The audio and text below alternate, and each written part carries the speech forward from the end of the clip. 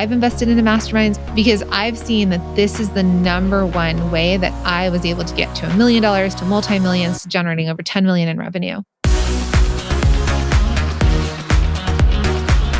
Hi, I'm Jacqueline Snyder, and this is the Product Boss Podcast.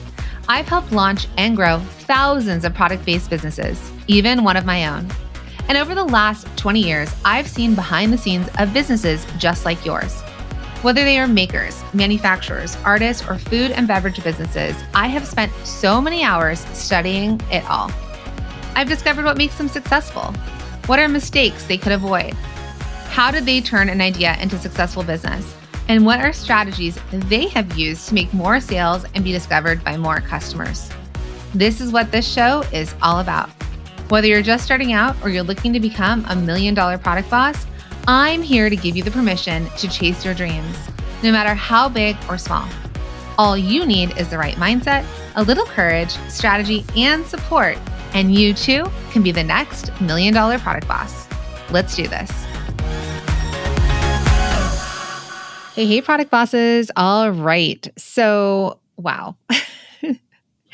There have been some amazing things happening over here at the Product Boss. Just so many incredible things. I'm getting so many messages from all of you how much you're loving the coaching calls that are happening on here. I'm so glad that they're inspiring you. If you feel called to do this, would you mind pausing this episode right now and following the show or leaving us a review wherever you're listening? It would be so helpful to reach more people. Now, the other thing that I'm so excited about are my Inner Circle Masterminds. So I have 2 cohorts right now, cohort 1 and cohort 2. And they are, I love my students, but I love my masterminders because I get to work closely with them and I got to kind of see behind the scenes and see what's working and what's not working. I get to see them resourcing each other.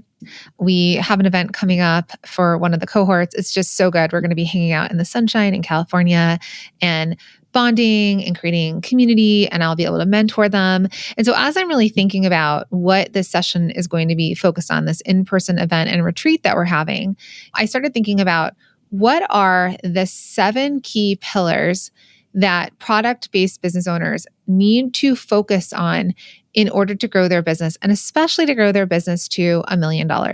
Now, as you hear me talk about this, what I think happens is whether you're just starting out, you started making a few $1,000s in your business, to having $100,000 months or multi-6-figure months, right? This is all possible. So no matter what level you're at, I'd love you to listen, because I think the other thing for us to know is what's possible. That's why I like to share the coaching calls on this show, because you get to actually hear different ones, like people who are just starting out, people who have ideas, people who have been selling and they're selling a little and they want to sell more, and people who are having 6-figure months that feel like they're struggling, feel like they're hitting a wall, looking for different ways to grow. Because guess what? The problems kind of stay the same no matter what level you're at. They just need different places of focus or different ways of strategizing about it. Hey, Product Boss. Well, there's no secret formula for scaling customer support and boosting your customer satisfaction. There is the all-new Service Hub from HubSpot. By bringing service and support together in one powerful platform, you can deliver the best experiences for your customers and your teams, if you have one, of course. As you know, when customers have wonderful experiences, they are more likely to come back and keep buying from you, so it's a win-win. Sounds amazing, right? That's because it is, and the secret's out. HubSpot's Service Hub is a game changer that will allow you to better connect with your customers and keep them happy along the way. Visit HubSpot.com/service to learn how this all-new solution can help you better meet your customers' needs. So one of the things that I see, like one of the hardest parts for product-based business owners, but especially those of you that I work with that are in the 6-figure, multi-6-figure, 7-figure space, the hardest part is uncovering what needs to be focused on and finding the time to focus on that. So if you listen to any of the calls, any of the coaching calls, you've seen that some people I've encouraged, they already have team and we're encouraging leadership on their team. There's other people that you've heard that have multi-6-figure companies and they're still a 1-person band, right? And so there's different things to focus on as we're thinking about like where we're at and where we want to go. And we all have different capacities. So some of us have a really high capacity to do a lot of different things and we're willing to do it. And others of us are, I know what I'm really good at and I know what I'm not good at, or my bandwidth or capacity for time or learning new things, right? So the privilege that we get when we have these businesses that are growing, that are making six figures, multi six, seven figures, is honestly, we actually have the resources to start to invest in ourselves, to start to invest in team, to have better operations, to have better product development, to have all the things that are better. Now, the other problem here, again, happens at all levels, but one of the things that I focus on with my masterminders is a lot of times, and you probably feel the same way too, it feels like everything needs our attention, literally everything. And the worst for me is like heading into the times that we're heading into, so like May and June, when there's end of year stuff for our kids' schools. There just seems to be like a lot of wrap up, a lot of celebrations. It happens again, I feel like at the holidays, where home life and personal life needs attention, plus business needs attention, plus all the other things. But a lot of times we get overwhelmed and we think like, what do we need to pay attention to? So I think, and you've seen this in the coaching calls, working with a mentor, having a mentor or an expert, they can help pinpoint and guide you to figure out what to focus on so you can move faster with more ease. And I think you've seen that in some of my coaching calls where at the very end, I wrap it up and be like, okay, what are we focusing on? We can talk about all the strategies and all the things in the world, but what are we going to focus on? What's going to have the biggest needle mover moment in the result, in the dream outcome that you're looking for? So I want to share with you today what are some things that you can think about that if you might need a mentor around this, or key pillars that I see for people who are growing their businesses that have big dreams of becoming $1 million business, or maybe you are $1 million business already and you're like, okay, what do I need mentorship around? What do I need to focus on? And I'm telling you this from my own experience, from being someone who had a $500,000 company with my other business, to someone who started a product business that hit a six figures in my first year. With the Product Boss, we were 90,000 in our first year, right? And I made multiple millions off of these companies together, right? Like at this point, I think my revenue has like that we've generated over the years is like over $10 million in revenue, which is bonkers. I'm so proud, yet it's kind of a scary, weird number to share, right? But I know that I would have been stuck with the $500,000 company that was going into debt had I not found a mentor that then helped me focus. And then these are the key things that I've seen have been the biggest needle movers for me, the biggest needle movers for people who I coach, and especially my masterminders. That will be the things to focus on so that you can move faster. Okay, so here are the 7 things. Ready? So the first thing that I would say has had the biggest impact on my life is mentorship on myself, my mindset, my personal development, my growth. And I put that as number 1 because we're literally the biggest bottleneck. We are the thing getting in our way of all the things. We're either the thing that's going to get us exactly where we want to go, but we also have all the mindset junk, all the past history, all the other things that come forward that we need to constantly be aware of, work on, focus on, because at every level, something else is going to pop up. So I think I've told this story before, but I come from scarcity and insecurity, and money to me was safety. And I just wanted the $100,000 a year salary. That was for me back then what my safety was. So cut 2 years later, we hit like $1 million in revenue and I start to have panic attacks. Literally. I was staying at my in-laws. This was during the pandemic. We had a room upstairs. My kids had rooms, and then my husband and I were upstairs. I say the room upstairs because it's not my house. So like my only space that was mine was in my in-laws' house. And I appreciate it because we didn't want to go through the pandemic alone, and we came back to California, whole story. Nonetheless, in the corner of this bedroom, we grow this business into $1 million business. And I'm like, oh my God, we hit it. And then, oh my God, I just remember I put my shoes on. I'm like, I think I'm having a panic attack. And I walk out of the house and they're by the woods, and I walk into the woods and there's this huge rock boulder, and I go to the boulder and I go behind the boulder and I sit down and I like root myself into the ground and I'm like, catch my breath. Why am I freaking out? I've just made the money that I never thought was possible. What is actually happening? And thank God I had Stacy, my life coach, that I was able to message. Like, I think I'm having a panic attack and I don't understand. I had panic attacks before because I was afraid I was going to run out of money. And now we've made the most money ever in our business. And what is actually wrong with me? And it was kind of, and I know I laugh about it now, but it was just so dramatic if I watched myself from the outside, but it was a true state of, I don't know what to do with this. My mind and my body could not connect. And so that's when I doubled down. I was like, Stacey, I know I talk to you twice a month. Can we talk every week? And she's like, yes. I was like, raise my price because I need you every week. And then she's like, yes. And then you can, have access to me. So much of that part for me was like mentorship of self. And I'm continuing to invest in the different ways that I can explore myself. Okay. The second key pillar to focus on when you are growing $1 million business is your wealth. So unless we grew up in a wealthy family that shared what it was like to make money and to build wealth, a lot of us may not have any experience or understanding about this. So again, coming from me, I'm a daughter of immigrants. My dad couldn't read or write English. My mom, she would save. That was like her thing, right? But she was married to a gambler who would lose everything. So how did that work out? But still to this day, I'm looking for the adult. Can someone tell me what to do? Can someone tell me what to do when I actually start making money? Because I was an entrepreneur for so long and I wasn't making a ton of money and I was just feeling like I was surviving, I didn't have a 401k. I didn't have a retirement. I didn't have any ways of saving money because even though I worked for other businesses, I didn't work long enough for big companies for me to have established any of that. So a lot of us out there that are solopreneurs, that are entrepreneurs, that are business owners, we have not probably started saving for retirement because right now we're just trying to get by. We're trying to make enough money to pay ourselves decently and to pay a team. So when you start to make money, a big thing that you need mentorship around is how to build wealth. What do you do with the money you have? What do you keep in your business, right? From a savings perspective, what do you have in your business to reinvest?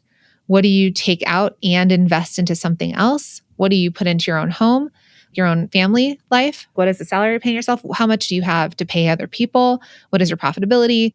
That's a little bit into operations and finance, but wealth building is something that I get overwhelmed with a lot. I'm just like, I don't know, what does this mean? And I'm still learning. And I'm still learning what to do when I do make money to invest in things.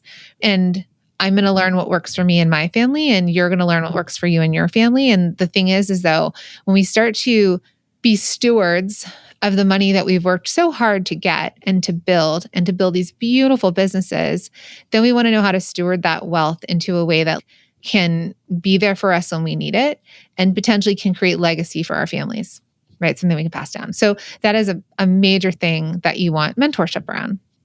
Another place that I see, this is a big one. This is when you start to do this, it's like sometimes the bane of our existence is team. No one teaches you how to be a boss. When you're in school, when I went to fashion design school and I got my bachelor's in fine arts, they taught me how to be a fashion designer to go work for other people. They taught me how to be a team member, but not how to run a team.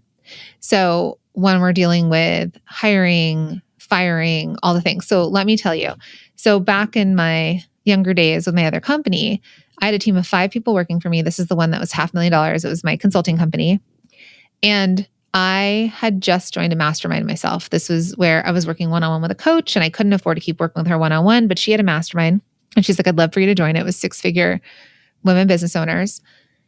So we were all at the same level. We were all women and we were all trying to grow to $1 million. And I just remember there was someone I kept on my team that really should not have been there, but I didn't have the courage. I didn't know what to say. I didn't know if I was doing it wrong to let her go.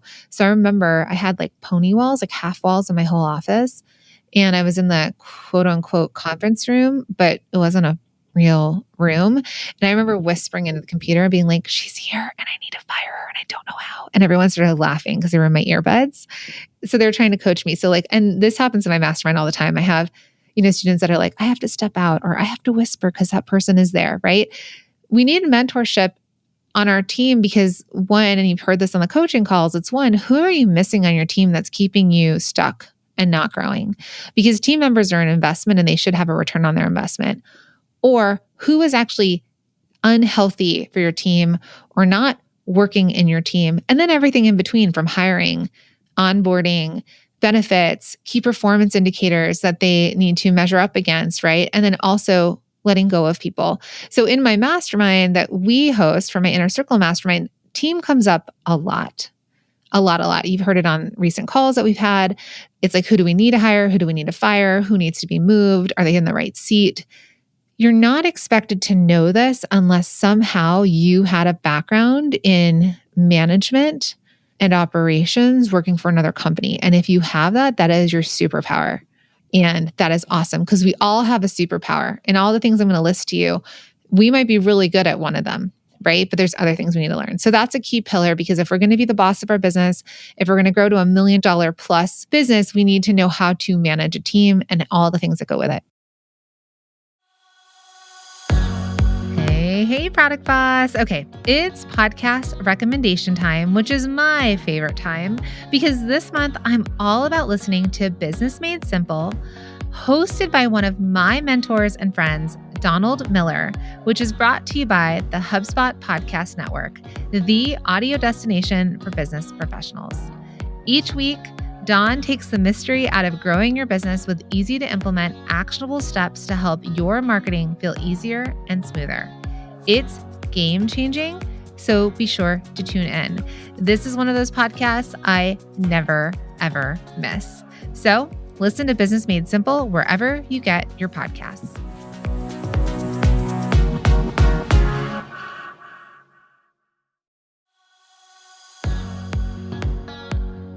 Hey, friends. All right. So I'm calling all product-based business owners who are making over $100,000 in their business. Now, yes, if you are making over $100,000 to multiple millions in your business, this is for you.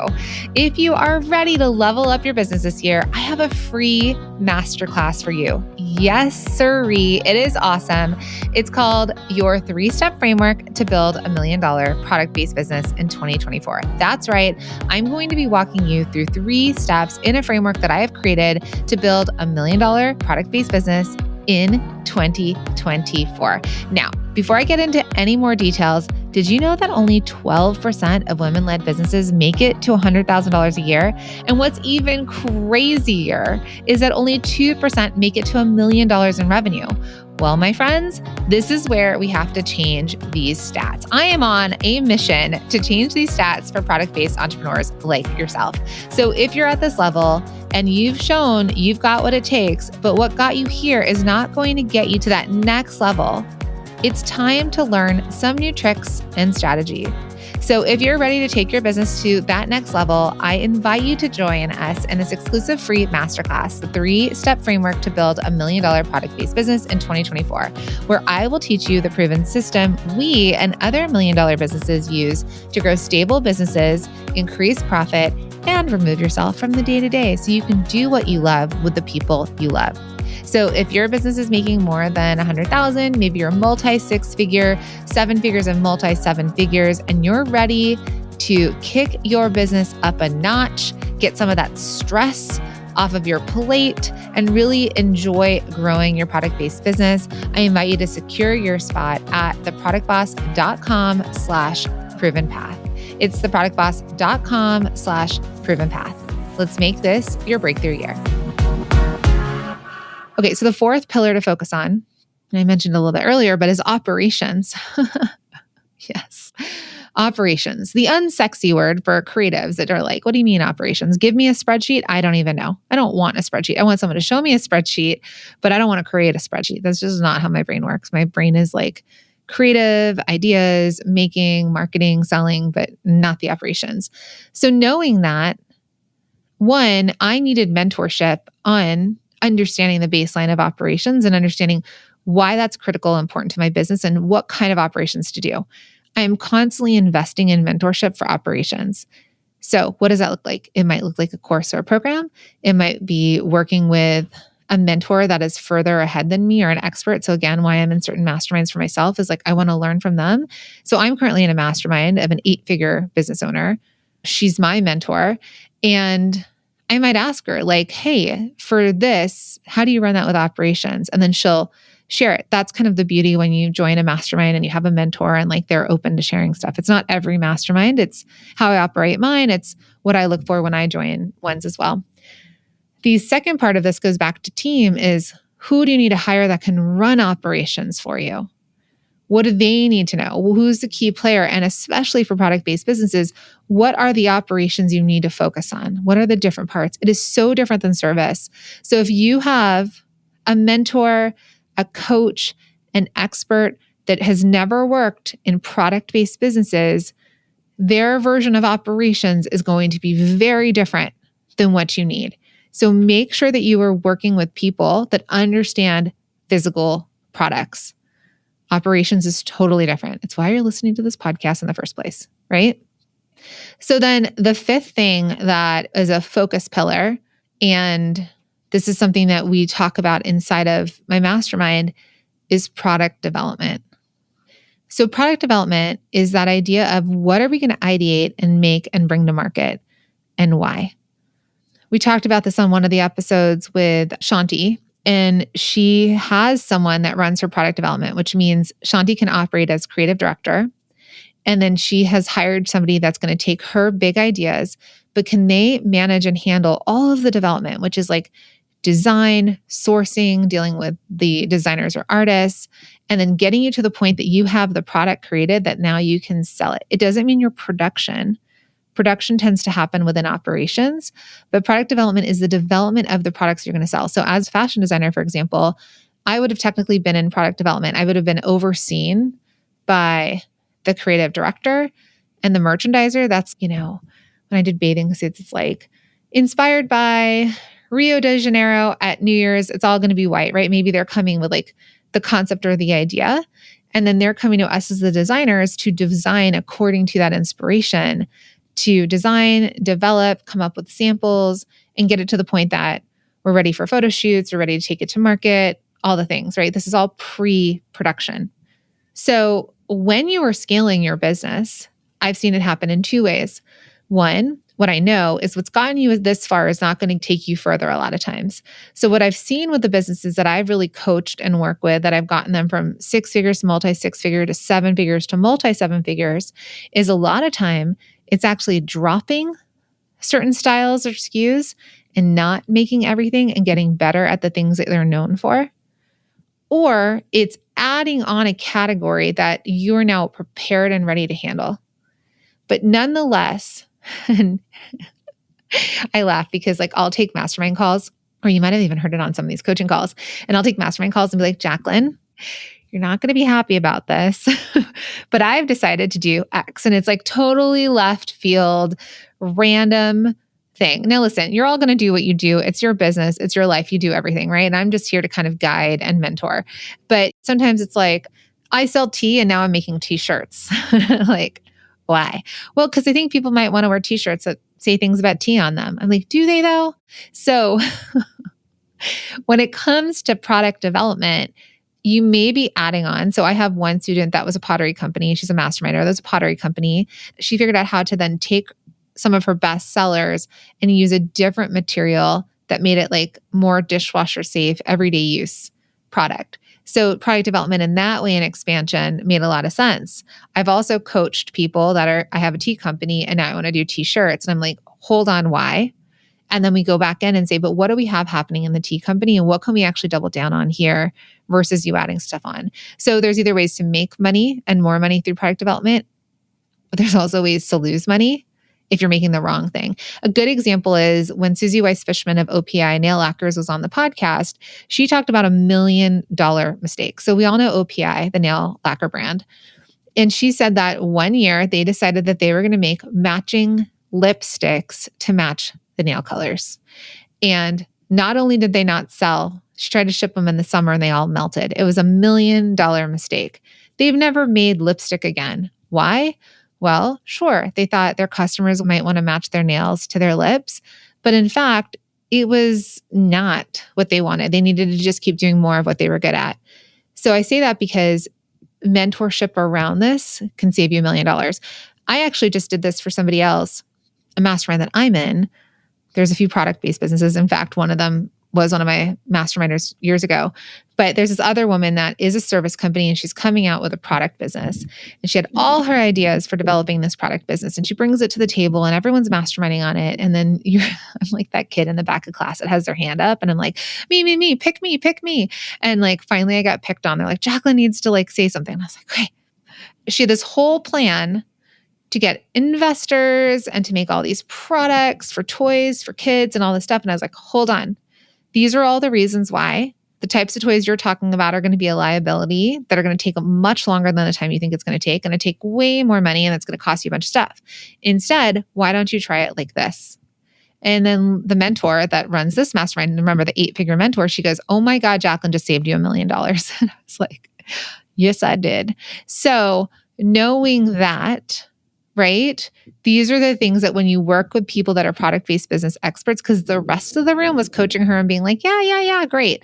Again, that's why I think it's really important to be in a space of people making and selling the same stuff that you're selling. It doesn't have to be the same product category, but they're in product. Okay. All right. 6th pillar to focus on are marketing strategies. So mentorship is so essential when it comes to marketing because things are constantly changing.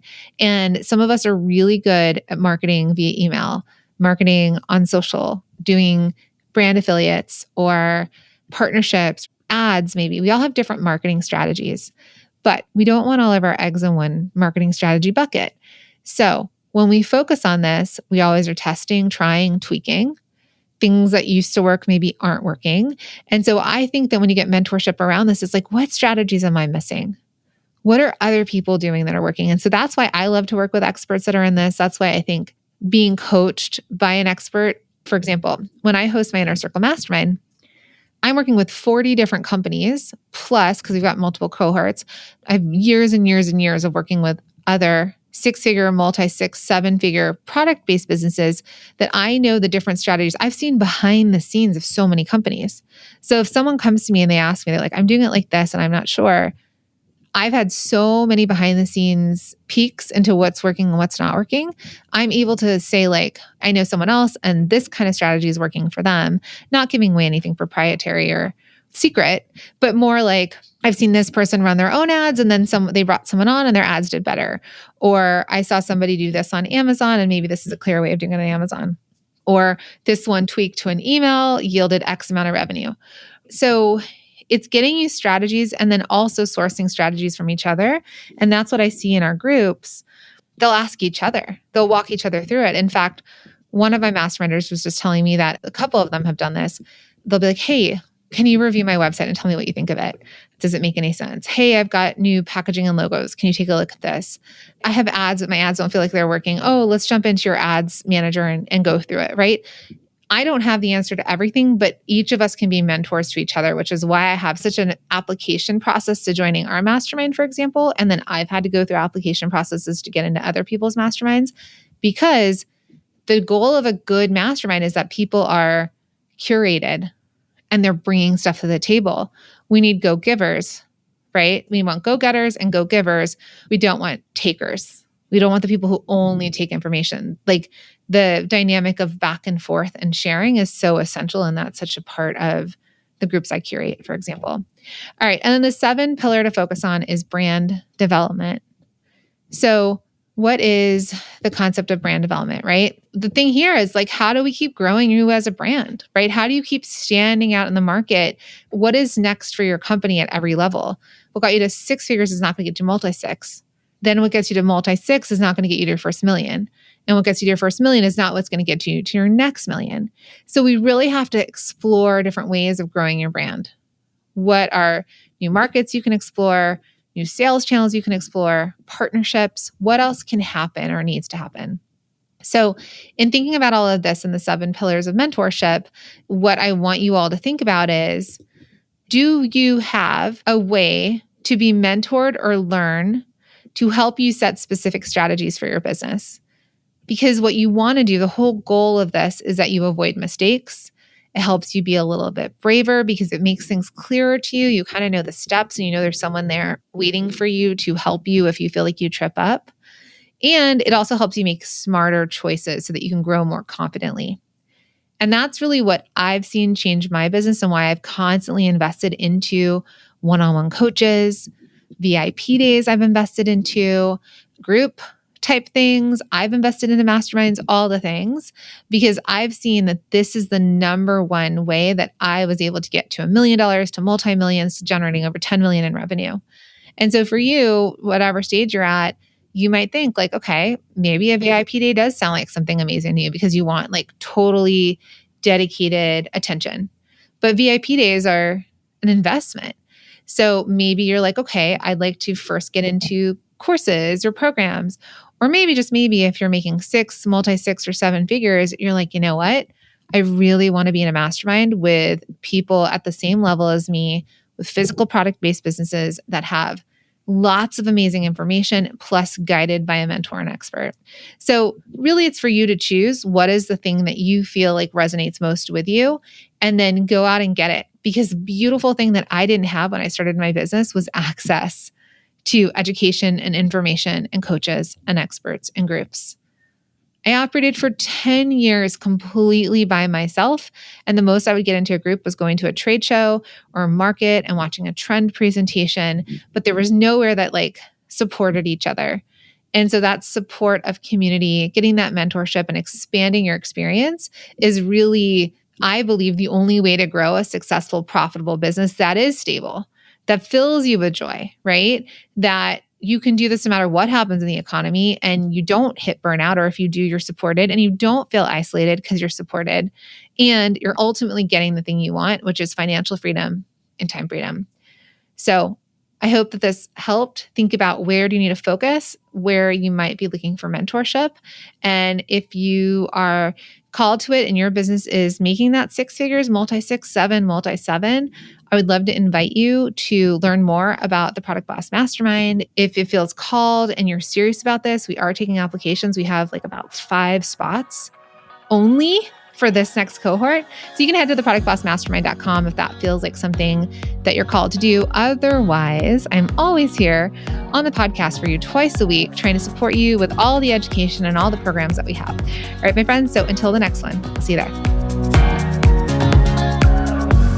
Thank you for being here and listening all the way through the Product Boss podcast.